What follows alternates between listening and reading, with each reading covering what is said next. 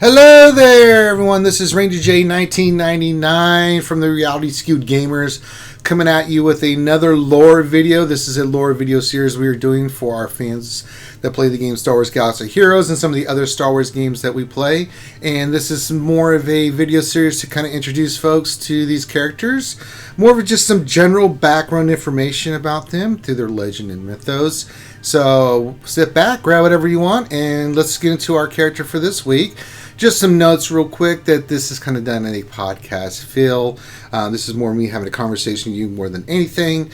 So also that any image that you see here, if any images I use for the video, if you as the content creator have a problem with that, then please of course reach out to us and we will do something about that. And finally, I'm a human being, so I will make mistakes. And if I do make mistakes, feel free to leave your comments, criticisms, anything like that. Make sure it's constructive. If not, I'll just delete it and move on. And today we will begin to a character, and usually I break it down whether it's canon or if it's EU or Legends. EU standing for Expanded Universe. This one will be mainly canon and a little bit of Legend stuff thrown in there. And today we will talk about one of my favorite characters, the baddest mother trucker in the universe, and that of course is Mace Windu, played of course by the wonderful and most incredibly talented Samuel L. Jackson. So let's get into it. So, basics about Mace Windu. He was born in the year 72 BBY, and of course he died in the year 19 BBY. A lot of this is going to be coming from the movies, the Clone Wars series, things of that nature. So he stood 1.92 meters tall, or 6'3". Of course, he had dark skin, dark hair, which eventually became, he went completely with the bald look, as you can see from the image, and one of the trademarks of Samuel L. Jackson as just him. So he's a smooth operator and it looks good in Jedi robes. And he did have hair when he was younger, according to the source material, and he had the braid that all human Padawans have for the Jedi Order. So he did have hair once upon a time, but eventually he went with the bald look. So let's get into the aspects of Mace, who I think is one of the most fascinating characters in the Star Wars mythos. His rank was second only to none of the great Jedi Master Yoda, who was the I can't talk all of a sudden.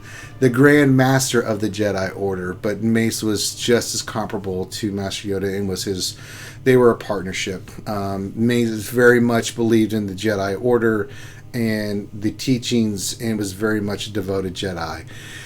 So Mace was of course born on the planet Harun Kal, and like all children in the Republic that are identified as having Force powers, he was again taken from his family, having a strong affinity to the Force, and he was taken of course to the Jedi Temple to join the ranks of the Jedi and begin his training. And one of the cool things about Mace, a little side note, that once he got there as a very young learner, he one of the things about the Jedi is they had a droid there called Professor Yang, who was the architect droid professor who taught younglings how to build lightsabers. And he helped Mace develop a purple lightsaber, or an amethyst blade. And this is unique in that Mace did carry a purple blade, which is very unique in the sense that we know Sith carry red lightsabers, and we know that the rare lightsabers would be yellow, like for the Jedi guard that protected the temple guard. But the vast majority of Jedi either had a green or blue lightsaber. Mace having a purple one was very unique, and kind of shows because he also had a very unique powers and abilities through the Force that we'll cover that kind of fits with the purple lightsaber. I kind of like that he had a purple lightsaber. And so that started when he was a very, very in an early age. Now, one thing about Mace, there's not too much in his early life. One of the things that we can talk about is that his first master was Jedi Master Sislin, and basically when he was a young Padawan under Sislin, they went to a planet, and basically there was a guy there by the name of Droz, and he had basically started masquerading as a Jedi and offering the people salvation and healing and all this. It's basically a con man.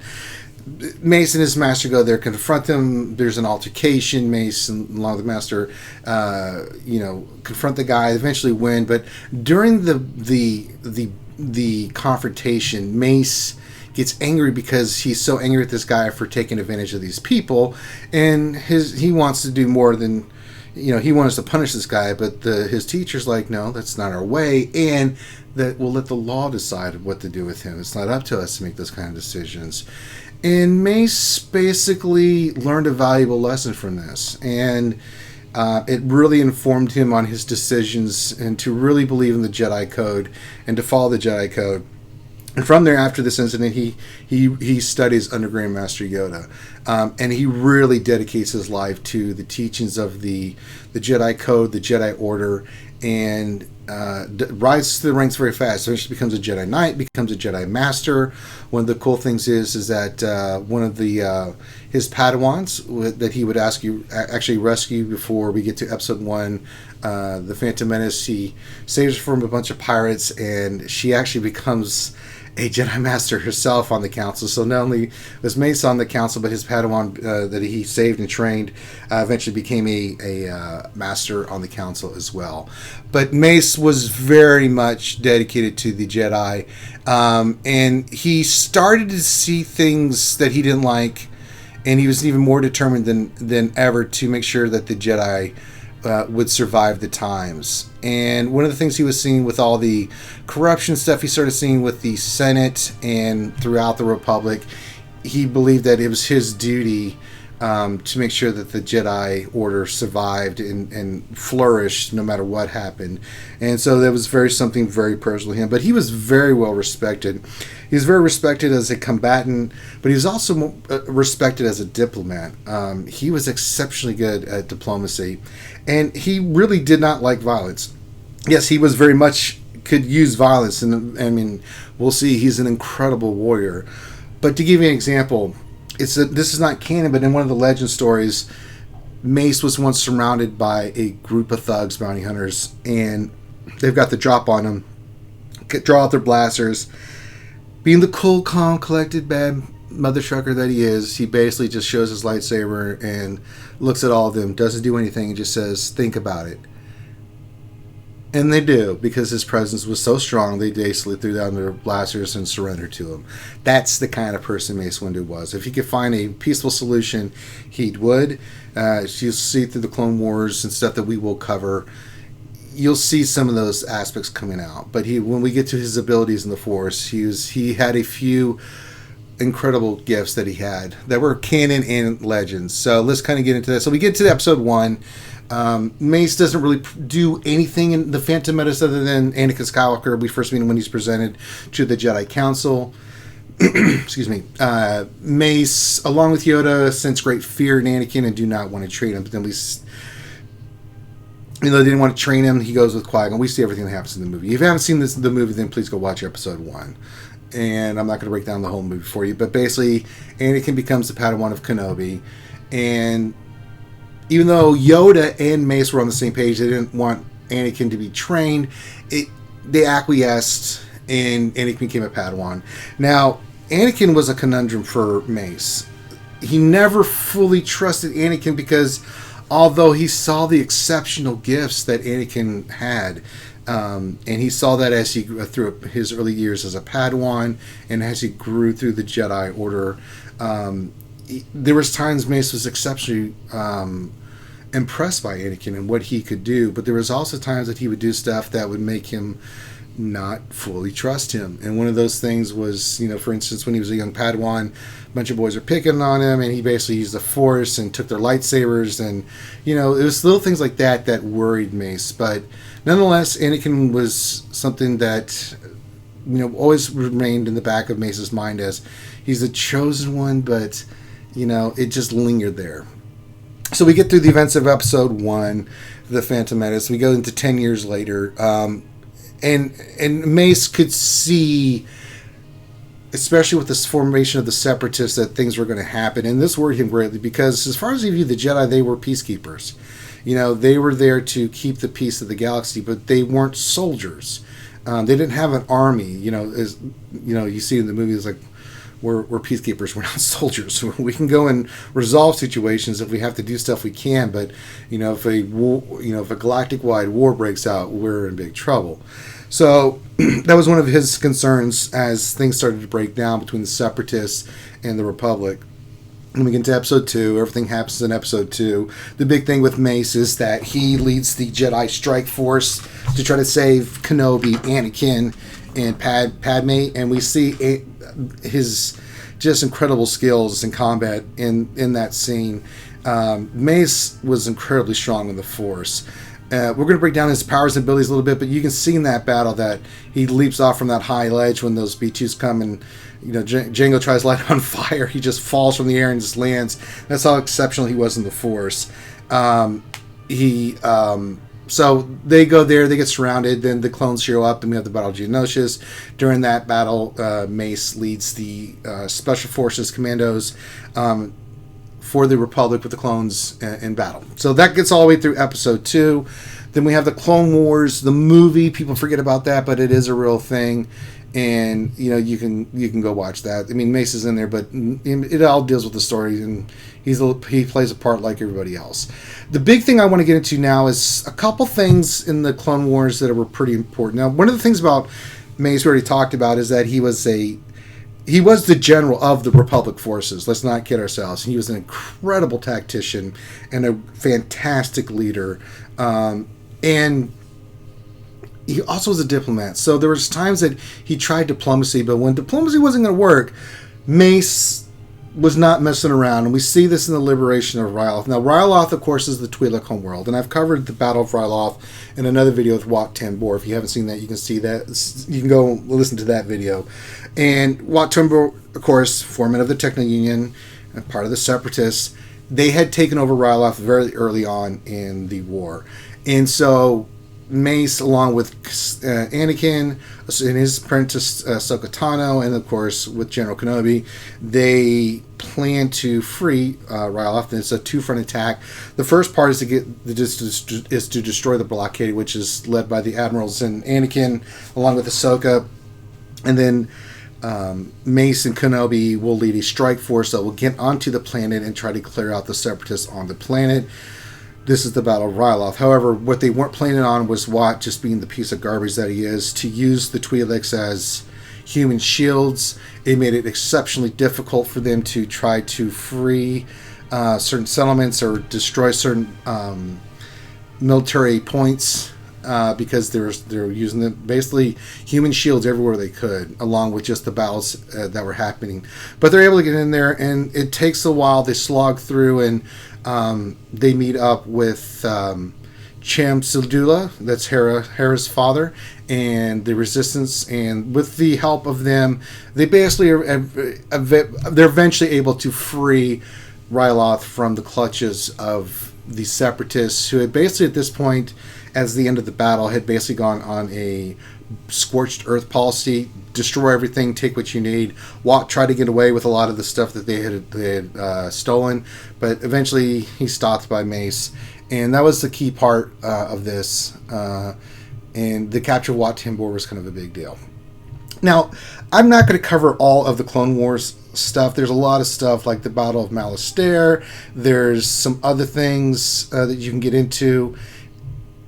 You see a lot of stuff with Mace going on here. Some of the cool things, and you can go and watch this. I'm not going to go in depth with that because, as I said, we could be here forever. One cool thing was his mission to Bardota. Let's see if I can see this right. Bardota. Let's just say, I don't want to ruin anything, but there's some cool stuff there. The one thing that I do want to cover is that, so what are some of the key things? So one thing is Mace, because of Form 7. Let's talk about this, because I think this is important. Mace practiced a very specific combat or a form of lightsaber that was, it was impressive that he was able to master this. So one of the things that he studied was, it was called Form 7 or Vapod. VAAPAD, or Juyo. And Mace, during the Clone Wars, this came in exceptionally handy, because there's a lot of stuff that goes on in here. So he confronts a couple of Night Sisters. He has to go and save Quinlan Vos, which goes on a mission to assassinate Dooku, who falls to the dark side. There was a lot of other characters that he had to deal with. So the Night Sisters with Mother Talzin. There's a lot of people that fell to the dark side. And Mace, because of Vapad and what it does, is that they never fell to the dark side. Quinlan Vos was also a studier of Form 7, but he did fall to the dark side. And what it did is that it is a form that allowed you to use the dark side energy coming from the other person to make you stronger and to give you advantage. So the more a dark side user would use that, then it would fuel you and will lead you to defeating them. Like, it's basically just you're deflecting their power back at them, but it also was dangerous because you could be corrupted by the dark side. However, Mace was able to find a way to use Vapad to his advantage. So you see that with him when he confronts like the Night Sisters during the Clone Wars and other things like that, that he was able to overcome this. Now, one of the things that we'll get to Revenge of the Sith, there's a lot of one of the other things too that we need to talk about is he had also another ability called Shatterpoint. And Shatterpoint, what it did is Mace could see weaknesses through the Force. And some other Jedi and Sith had this, but so did Mace, and he was exceptionally good at it. What it did, it revealed in the Force like a moment of time or a weakness that you could take advantage of, and Mace did that. And it was said in the canon stuff that when eventually we get to Episode 3, he has a confrontation with Sidious, that he uses this ability, and we see it in other aspects of the stories of Mace Windu that Shatterpoint is something that he uses a lot. And so it makes sense. When I was talking about earlier about the purple lightsaber, with Mace having a purple lightsaber, this is why it makes sense, because he's a Jedi, but he does use a very dangerous Form 7 lightsaber, but he never turns. So I thought it was cool that the purple lightsaber was kind of a representation of Mace being that kind of awesome person. So, but yeah, so if you haven't read about that, please do. It's really an interesting ability. Some of the stuff that's not canon, there was a stuff in the cartoon series that came out after Episode 3, Revenge of the Sith, and before the Clone Wars animated series, there was a Clone Wars on Cartoon Network, and it shows Mace being such a badass in the Force. He doesn't even use his lightsaber. He goes in surrounded by hundreds and thousands of droids. I want to say this was on, I don't remember what planet it was, but he jumps in the fray and he uses his hands and feet through the Force to basically rip the droids apart. That's how powerful in the Force he was. So lots of different stuff. There's lots of cool stuff in the Clone Wars saga that you can see about Mace. I'm not going to break down every little battle. Ryloth was important because I've always thought the Battle of Ryloth was really important. There's some other cool stuff that he's involved with. Him making decisions, being the general of the army. He does diplomatic stuff. He leads forces all over the place. He's involved with a lot of the storylines because he is, of course, the second in command, basically, of the Jedi. So we see that a lot throughout the stories, but I don't want to ruin everything for you. So if you really want to get into depth, you can just go watch the Clone Wars series. You can see his abilities, especially like when he's fighting Mother Talzin. It's pretty epic. Anytime he got involved with any dark side user, it was pretty cool. So we get into basically the end of Mace, and coming up to Episode 3, of course we see what happens, the events. Mace senses that there's a plot to destroy the Jedi. Remember, Mace's whole philosophy is that he wants to protect the traditions, make sure the Jedi survive, and that their legacy lives on. Him being the champion of the Jedi, this is his whole goal. And during the movie, you kind of see that he senses that. It's more discussed in the book, but he senses this. And, of course, we see the scene where Anakin tells Mace that the Chancellor is Darth Sidious, and so they have a confrontation. If you haven't seen it, he goes there with 3 other Jedi Masters. Palpatine destroys them, immediately kills them instantly, and then it's Mace and Sidious. Now, some people argue, and I'm just throwing out the arguments, I'm just saying that Sidious was playing, because Sidious was an exceptional lightsaber user himself, that he was playing with Mace to set up Anakin. I don't really buy into that much, because I think Form 7 was fueling Mace. We've seen what Mace can do in the Force. I mean, Mace was exceptionally powerful. His lightsaber skills were equal to anything he knew, all the forms that Sidious did, but he also used Vapad, and I think between Vapad and Shatterpoint, even though I think in the Force Sidious was more powerful than Mace, when it came to combat, I think Mace had him dead to rights, because Mace, being just a brilliant lightsaber duelist that he was, plus with Shatterpoint, plus with Vapad, gave him an advantage. Of course, got a little too angry. Remember that time we kind of tie this all back together when he was a young boy and wanted to take revenge for these people that had been taken advantage of and do what he thought was right. Kind of comes all back around, because he's left in the same kind of situation when he's facing Sidious a second, where he's in that same situation again. But this time he believes that Sidious is too powerful to be left alive, that the Sith must be destroyed if the Jedi are to survive. And so, unlike previous time where he threw down his lightsaber and let the law take its place and believe in that, he did the opposite this time, and we see what happens. If you haven't seen what happens in Episode 3, Anakin cuts off his arm, and then Palpatine, Sidious, shocks him and basically sends him to his death. Supposedly, now this isn't canon, but if you guys haven't seen Vader Charge the Past, it takes place right after the events of Episode 3. Vader's sent to Coruscant because there's a Jedi that has been running around there with an amethyst blade. And so I'm waiting to see the part 2 of that, because they talk about it's Mace Windu, and it's pretty cool that they're trying to bring that back. That's not canon, but if you haven't seen Vader Shards of the Past, you see at the very end this a hue of the purple lightsaber, and I always thought that was really cool.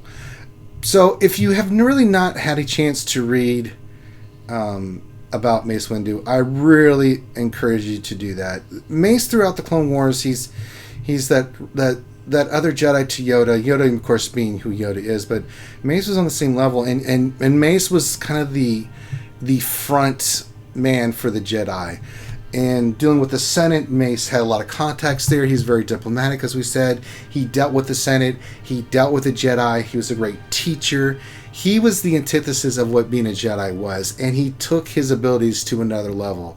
When it came to combat, I mean, Mace wasn't just a great tactician, but he was also willing to get to the front lines, and you see that in the Battle of Geonosis. And if you go through and you watch the Clone Wars series, you'll see Mace, with all the examples I've given you, just how incredible he was in combat. But then again, he also thought diplomatic solutions, and he did a lot of diplomacy during the Clone Wars, trying to stop confrontations before they began. So with that, I think we're going to call this one done. Mace Windu, I mean, just one of the baddest men on the planet, and one of the greatest Jedi that ever lived. So if you have not had a chance, watch the movies, watch the Clone Wars, read more about Mace Windu. He's really an interesting character. I mean, I only scratched the surface of everything that we can get into. There's so much stuff. I mean, it's absolutely incredible. When you do these lore series and you get into like the stuff about these characters, there's so much stuff that it's ridiculous. I mean, we can go on here. That's just the 3 hours we could be here. We can go his mission to Hisarich. We can go into, Rescue of Rhoda. We can get into his other stuff. I mean, he knew about the clones, the issues with the clones. There's, he was part of that. He was part of Ahsoka's thing that happened in there. I'm not going to really break that down. The Battle of Malster we already talked about. The Battle of Dantooine. There's so many battles, but they just kind of give you little bits and pieces. This is all Clone Wars stuff. So, yeah. And so that's the story of Mace Windu. Kind of some tidbits and some information maybe you hadn't known. I found these interesting about Mace. So let me know what you think about Mace Windu. Leave comments below. And I said be constructive. With that, we're going to call this one done. Make sure you give us a thumbs up on the video and subscribe. And with that, we'll call this lore series done. And have a great rest of your day, night, wherever you may be, and we'll look forward to seeing you on the next one.